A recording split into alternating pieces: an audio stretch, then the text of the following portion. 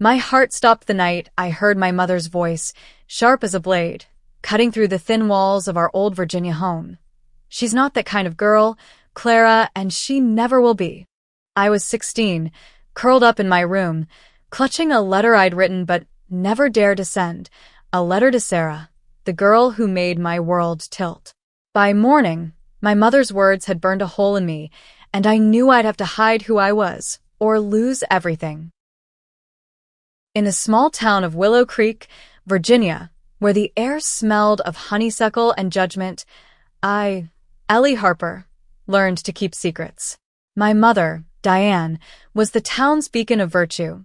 Church on Sundays, potlucks on Fridays, and a smile that hid her iron will.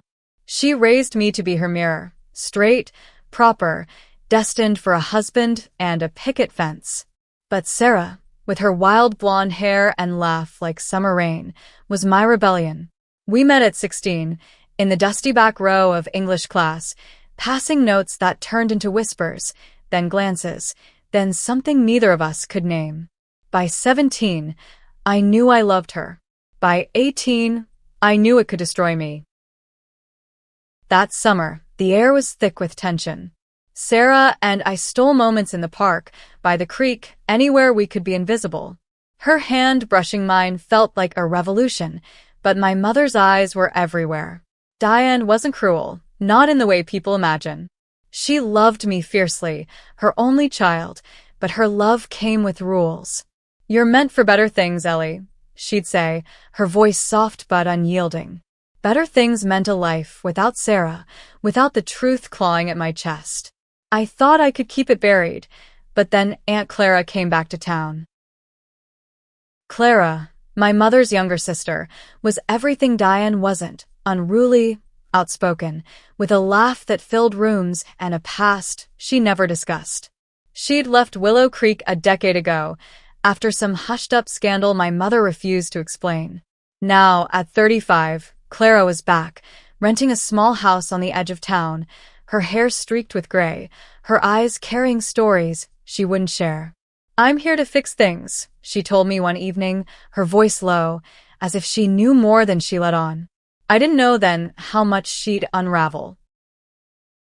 The trouble started at the town's 4th of July picnic. Sarah and I were there, playing our parts, friends, nothing more. We sat on a blanket, her knee brushing mine under the table, a secret spark in the chaos of barbecue smoke and laughter. I caught Clara watching us, her gaze sharp but not unkind. Later, as fireworks lit the sky, she pulled me aside. "You're hiding something, kid," she said, her voice a mix of curiosity and knowing. My stomach dropped. Had she seen the way I looked at Sarah?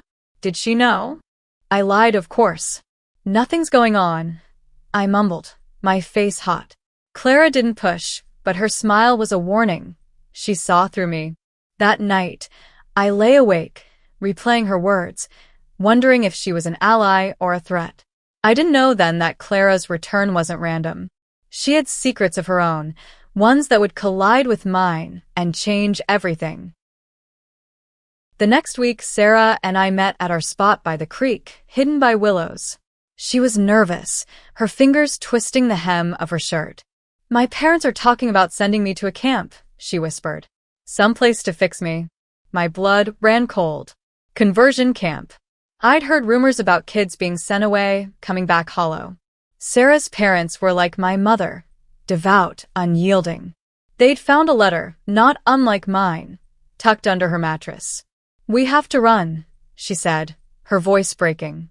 "Or they'll take me." Run. The word hit like a gunshot. I was 18, with no money, no car, no plan. But Sarah's eyes, wide and desperate, held me captive. "I can't lose you," I said, my voice barely a whisper. We made a pact that night under the stars, to leave Willow Creek before summer's end. We'd go north, maybe DC, where people like us could disappear into the crowd. It was a dream born of fear, but it felt like hope. The plan took shape in stolen moments. Sarah worked weekends at the diner, saving every tip. I sold my old guitar, the one my dad left me before he died. We had a backpack each, a map, and a promise. But my mother was watching closer now, her question sharper. "Why were you so jumpy, Ellie?" she'd ask, her eyes narrowing. I'd shrug, mumble about school, but the weight of her suspicion was crushing. Clara, too, was circling, asking about Sarah, dropping hints about choices and truth. I didn't trust her, not yet. One night, I overheard Diane and Clara arguing in the kitchen. "You're too soft on her," my mother snapped. "She needs discipline, not your ideas." Clara's voice was low, steady. "She's not you, Diane."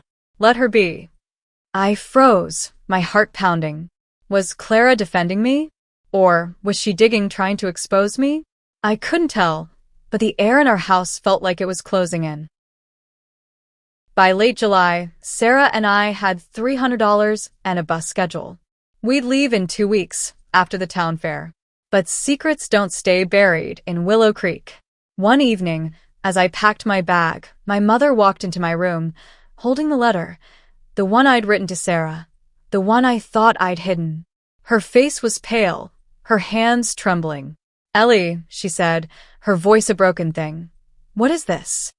The letter in my mother's hand was a confession, a raw spill of everything I felt for Sarah. Words I'd poured out in a moment of reckless courage, never meant for anyone but her.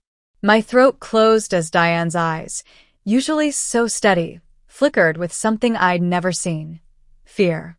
"Explain this, Ellie," she said, her voice low, like she was begging me to lie.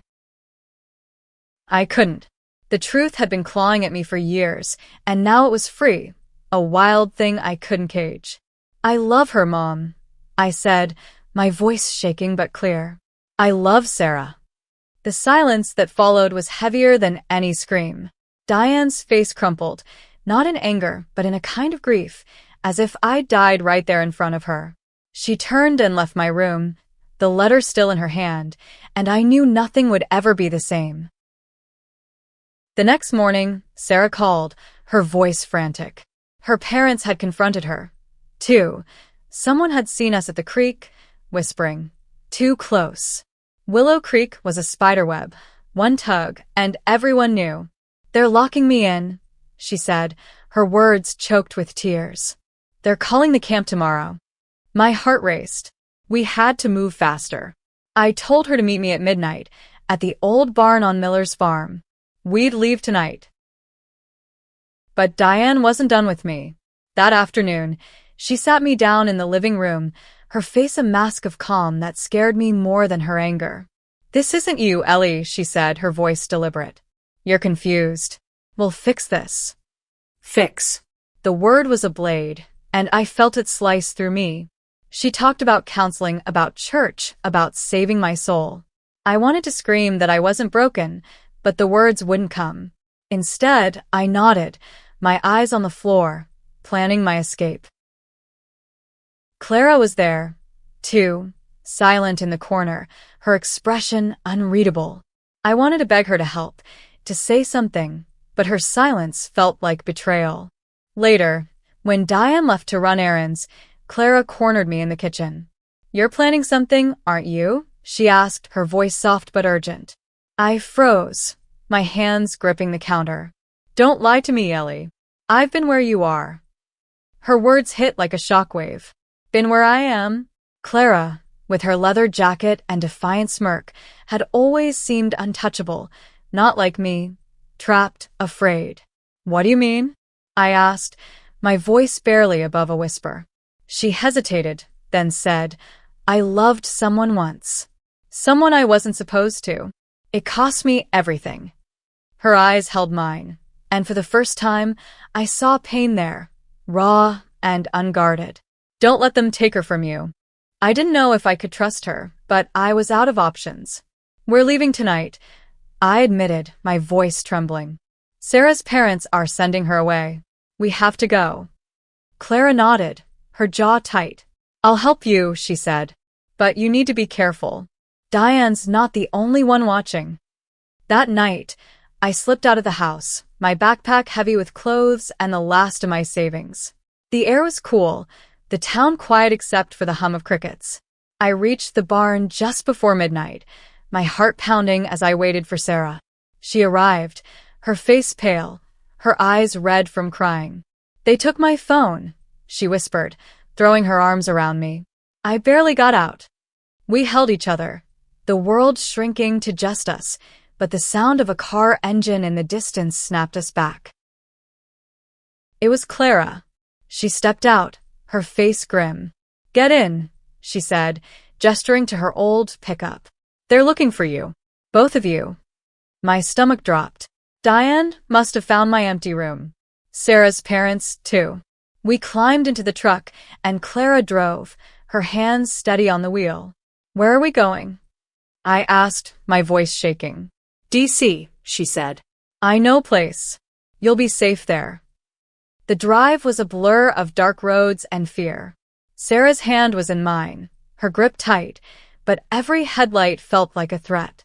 Clara didn't speak much, but her presence was a lifeline. "Why are you doing this?" I asked her at one point, the question slipping out. She glanced at me in the rearview mirror, her eyes soft. "Because no one helped me when I needed it," she said. "And I won't let you lose what I did." We reached DC just before dawn, the city waking up in shades of gray and gold. Clara pulled up to a small house in a quiet neighborhood, the kind of place that felt like it could swallow our secrets. "This is a friend's place," she said. "You can stay here for now. Lay low." Sarah and I nodded, too overwhelmed to speak. As we stepped out, Clara grabbed my arm. "Ellie," she said, her voice low, "your mom's not a bad person. She's just scared. Give her time." Inside, the house was small but warm, with mismatched furniture and books stacked on every surface. Sarah and I collapsed on a couch, our hands still tangled together. For the first time in weeks, I felt like I could breathe. But the relief was fragile. I knew Diane wouldn't stop looking for me, and Sarah's parents wouldn't give up either. We were safe but not free. That night, as Sarah slept beside me, I thought about Clara's words. My mother's fear, her rules, her love, they were all tangled together, a knot I didn't know how to untie. But Clara's story, her pain, her choice to help us, it gave me hope. Maybe love could win, even in a place like Willow Creek. Maybe it could change things. The DC house was a sanctuary, but it felt like borrowed time. Sarah and I spent our first day there whispering plans, mapping out a future that seemed both impossible and within reach. The city hummed outside, a world so different from Willow Creek, where nobody cared who held your hand. But the weight of what we'd left behind, my mother's grief, Sarah's parents' anger, hung over us like a storm cloud. Clara checked in that afternoon, bringing groceries and a burner phone. "Don't use your old numbers," she warned, her voice firm. "They'll trace you." She looked tired, her usual bravado softened by something heavier. I wanted to ask about her past, about the person she'd loved and lost, but the question stuck in my throat. Instead, I thanked her, my voice small. She just nodded, her eyes saying more than her words. Sarah was quieter than usual, her laughter replaced by a nervous edge. "What if they find us?" she asked that night, her head on my shoulder. I didn't have an answer, so I just held her, my fingers tracing circles on her back. The truth was I was terrified too. Running had been our only choice, but now what? We had no jobs, no IDs, just $200 left and Clara's friend's couch. Love had carried us this far, but it wouldn't pay the rent. The next day, Clara introduced us to her friend, Maya, the owner of the house. Maya was in her 40s, with warm brown eyes and a calm that put us at ease. "You're safe here," she said, her voice steady. "But you need a plan." She ran a small bookstore downtown and she offered us part-time work, under the table, no questions asked. It wasn't much, but it was a start. Sarah's face lit up for the first time in days, and I felt a flicker of hope. We settled into a routine, shelving books by day, whispering dreams by night. The bookstore was a haven, filled with stories of people like us, queer, defiant, alive. Sarah found a novel about two women in love in the 1950s, and we read it together, our voices soft in the dark. But even in those quiet moments, I couldn't shake the feeling that Willow Creek was still reaching for us. It was a week later when Clara showed up, her face pale. "Your mom's hired someone," she said, her voice tight. "A private investigator. She's not letting this go, Ellie." My stomach twisted. Diane's love had always been fierce, but this felt like a hunt. Sarah's parents were involved, too, pooling resources to track us down. "They think you're in trouble," Clara said. "That I've corrupted you." Her voice broke on the last word, and I saw that same pain in her eyes, the one she'd hinted at before. "What do we do?" Sarah asked, her voice trembling. Clara hesitated, then said, "You could confront them. Tell them the truth, face to face. Or you keep running." The idea of facing Diane made my chest ache. I could still see her holding that letter, her world crumbling. But running forever wasn't a life, it was survival, and barely that. That night, Sarah and I talked until dawn. She wanted to fight, to stand up to her parents, to show them who she was. "I'm tired of hiding," she said, her eyes fierce. "I want to be with you, out in the open." Her courage made me love her more, but it also scared me. What if we fought and lost? What if they took her away? Clara had her own battles. She told us more that week, pieces of her story slipping out. She'd loved a woman, years ago, in Willow Creek. They'd been caught, and her family, my mother included, had turned on her. "Diane thought she was saving me," Clara said, her voice bitter. "She told me to choose my family or her. I chose wrong." The weight of her regret was a warning, but also a spark. If Clara could help us now, maybe we could rewrite her ending, too. We decided to stay in DC, to build something real. Maya helped us get fake IDs, enough to rent a tiny apartment nearby. It was a risk, but so was everything else. The bookstore became our anchor, the work grounding us. Sarah's smile came back, brighter each day, and I started to believe we could make it. But Diane was closer than we thought. One evening, as we locked up the bookstore, I saw a man across the street, watching us. He was older, unremarkable, but his eyes lingered too long. My heart raced as I grabbed Sarah's hand and pulled her inside. "He's one of them," I whispered, my voice shaking. Clara had warned us about investigators, people who blended in but never stopped looking. We were being hunted, and the net was tightening. That night, I called Clara from the burner phone. "What do we do?" I asked, my voice breaking. She was quiet for a long moment, then said, "You can't keep running, Ellie.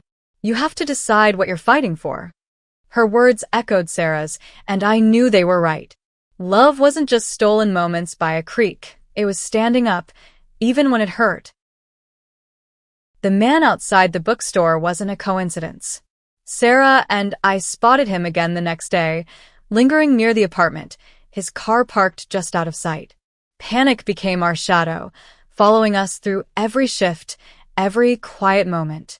We stopped going out after dark, kept the curtains drawn, but the fear was relentless. "We can't live like this," Sarah said one night, her voice tight with frustration. She was right, but the alternative, facing our families, felt like walking into a storm. Clara came by with a plan. "There's a community center downtown," she said. "They help kids like you, runaways, queer kids, anyone who needs a way out. They've got lawyers, counselors, people who can protect you." It sounded like a lifeline, but also a risk. What if they couldn't help? What if they sent us back? Still, we agreed to meet with someone from the center, a woman named Rachel who Clara swore we could trust. Rachel was in her 30s, with a kind smile and a no-nonsense way about her. We met her at the community center, a bright space filled with flyers about pride events and legal aid. "You're not the first to run," she told us, her voice steady. "And you won't be the last. But you have rights, and we can help you use them." She talked about emancipation, about legal protections for queer youth, about building a case against forced conversion therapy.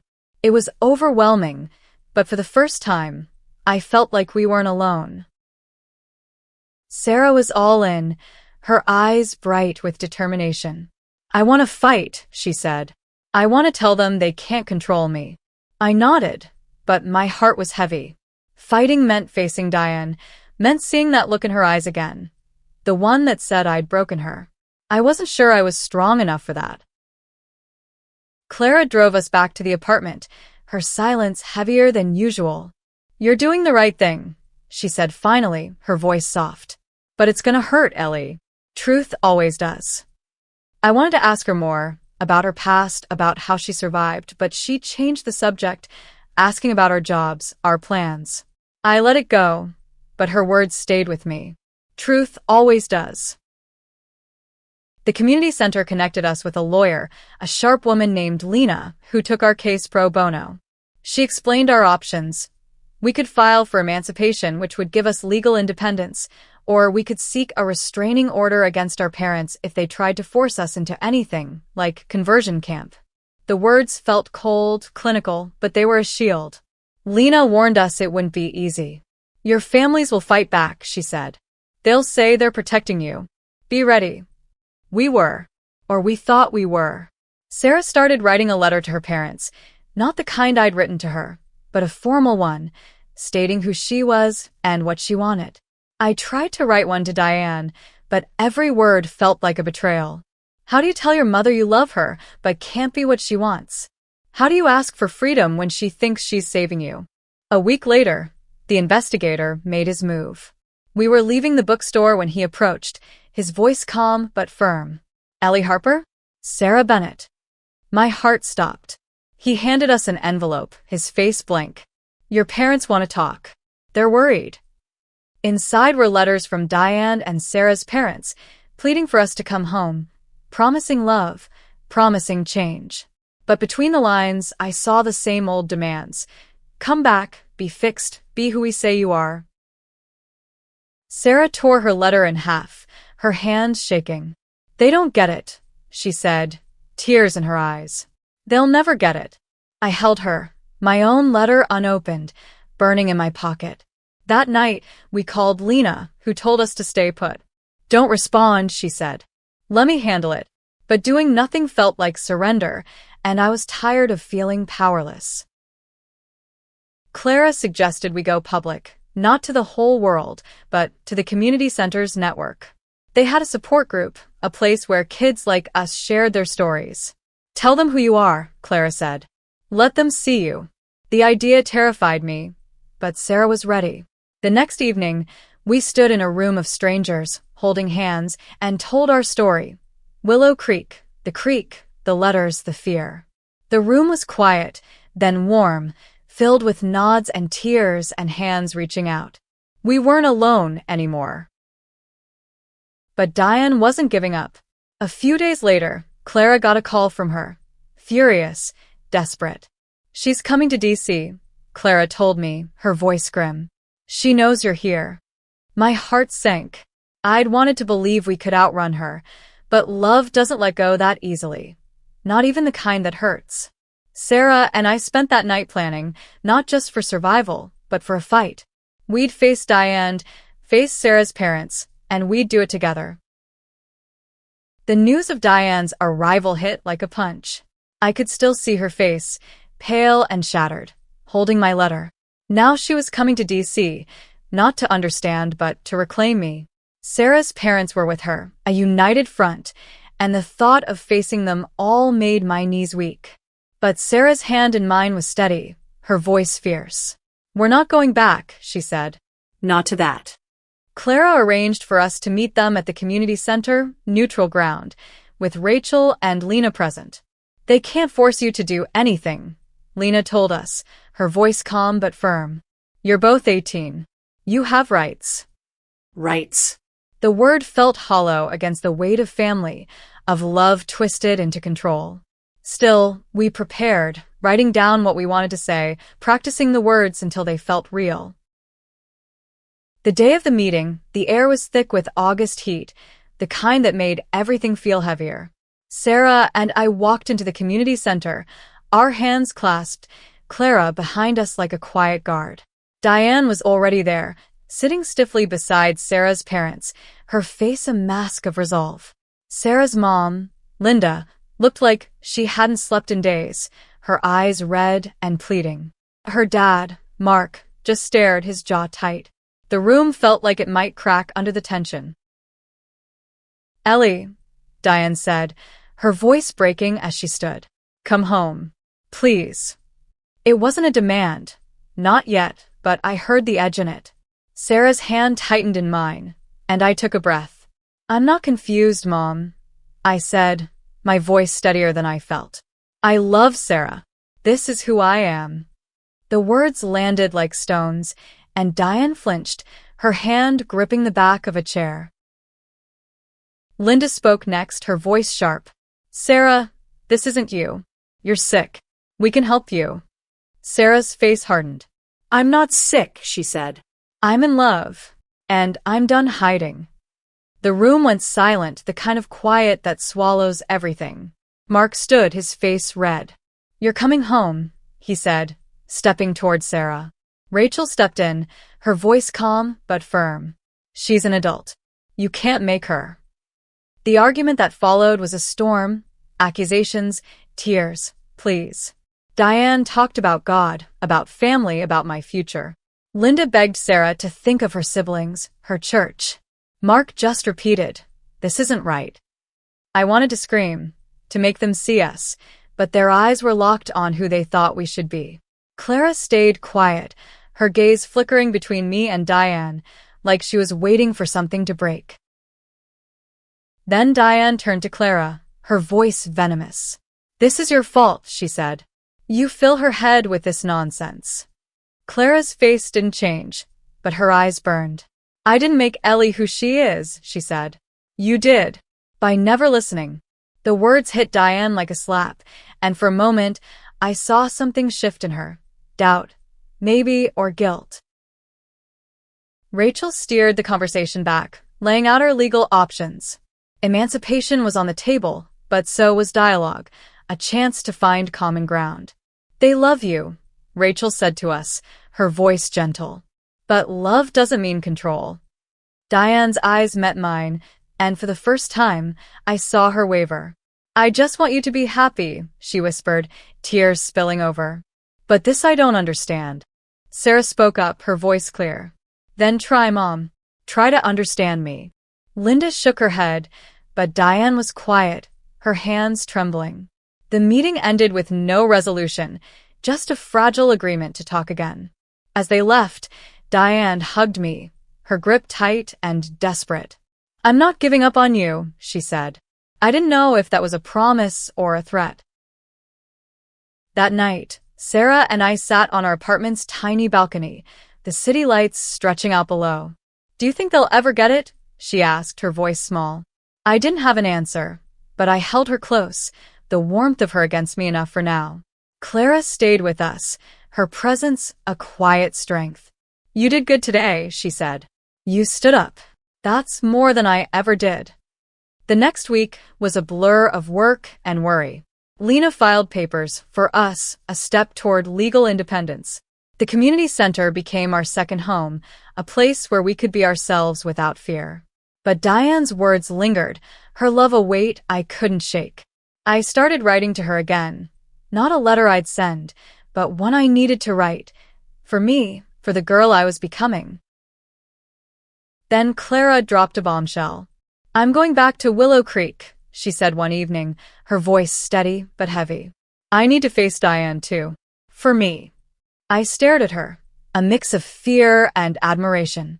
She was going back to the place that broke her, to fight for us, for herself. "Come with me," she said. "Both of you. One last time." Going back to Willow Creek felt like stepping into a lion's den, but Clara's resolve was contagious. "We don't run forever," she said, her voice firm. "We face them, or we'll always be looking over our shoulders." Sarah agreed, her jaw set, but I hesitated. The thought of seeing Diane again, of standing in the town that tried to erase us, made my chest tight. But I loved Sarah, and I trusted Clara. So we went.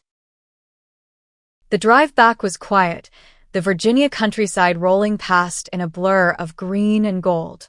Clara's truck smelled of coffee and leather, a strange comfort.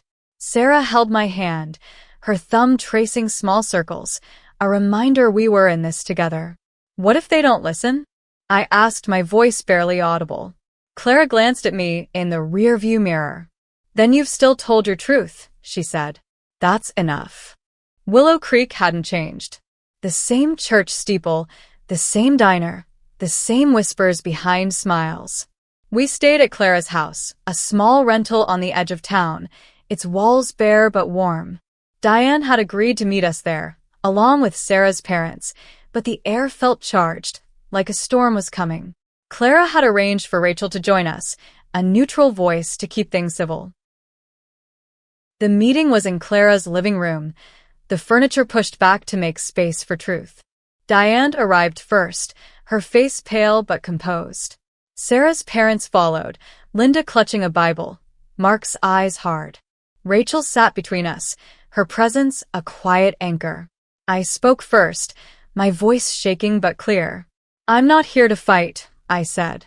I just want you to see me, to see us. I gestured to Sarah, whose hand was in mine, steady as ever. Diane's eyes filled with tears, but she didn't look away. I raised you to be good, she said, her voice breaking. I don't know how to do this. Her honesty cut deeper than her anger ever had. Sarah's mom was less yielding, her words sharp. This is a sin, Sarah. You know that. Sarah didn't flinch. Love isn't a sin, she said. Hate is.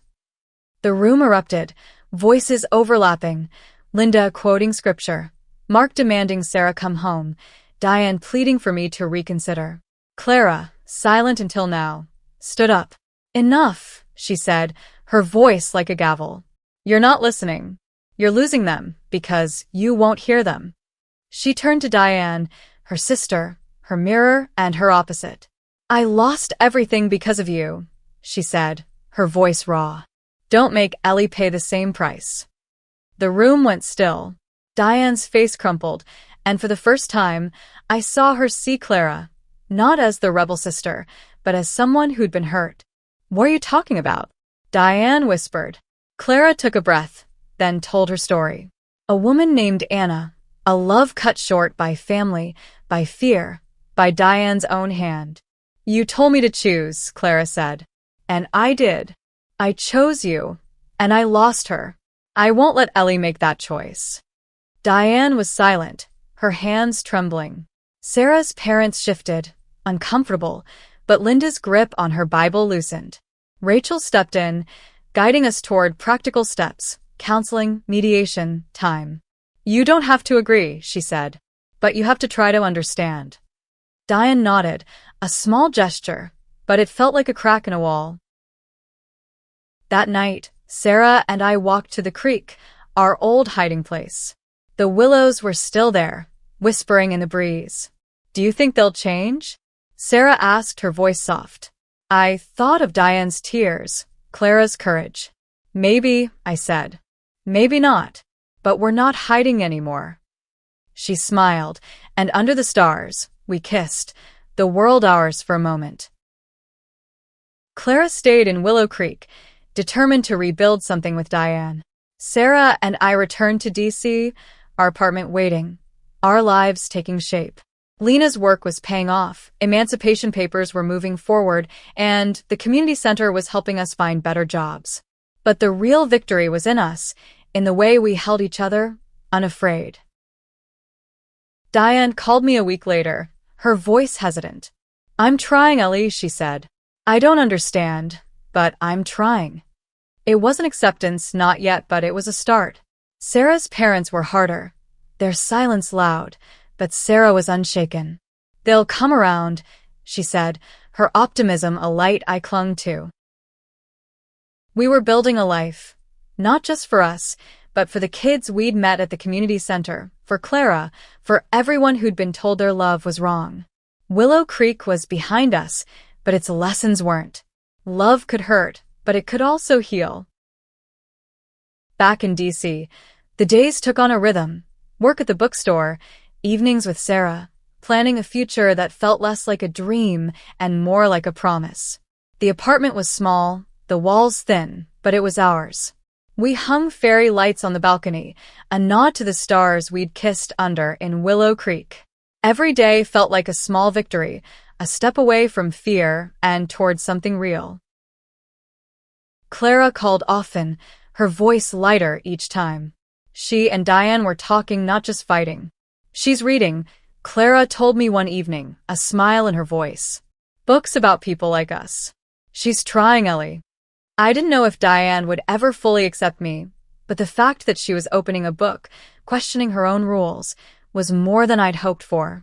Clara was staying in Willow Creek, rebuilding her life, maybe even her own heart. She'd started volunteering at a local youth group, helping kids who reminded her of me, of herself. Sarah's parents were slower to move. Linda sent a letter, not an apology but a step. "I pray for you," she wrote, and Sarah laughed, not bitterly, but with a kind of hope. "She's praying," Sarah said, folding the letter. "That's something." Mark was silent, but Sarah didn't let it dim her. She was stronger than I'd ever been, her love a fire that burned through doubt. Lena finalized our emancipation papers, giving us legal freedom. It was a quiet moment, just signatures on a page, but it felt like cutting a chain. We celebrated with Maya at the bookstore, a bottle of cheap wine and laughter that filled the room. "Your family now," Maya said, her eyes warm.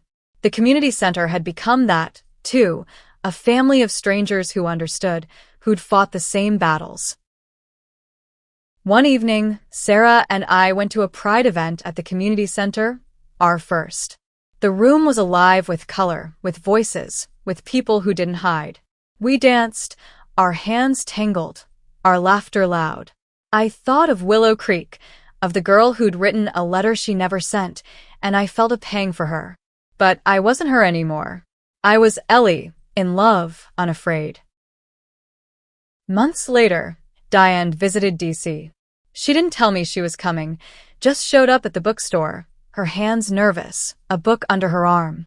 It was one Clara had given her about queer families, about love beyond rules.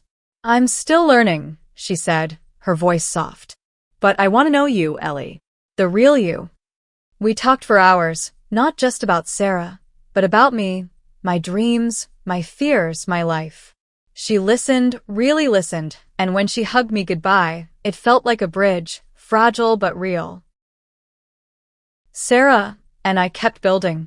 We enrolled in community college, saved for a better apartment, dreamed of a day when we could marry, not just in secret but in light.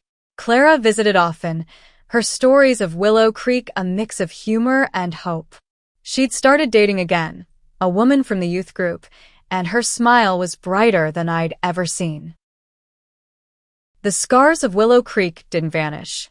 There were still nights when I woke up, afraid Diane would change her mind, afraid Sarah's parents would try to pull her back. But those fears were smaller now, drowned out by the life we were making. Love wasn't just a feeling, it was a choice, a fight, a promise we kept every day. One night, under those fairy lights, Sarah took my hand.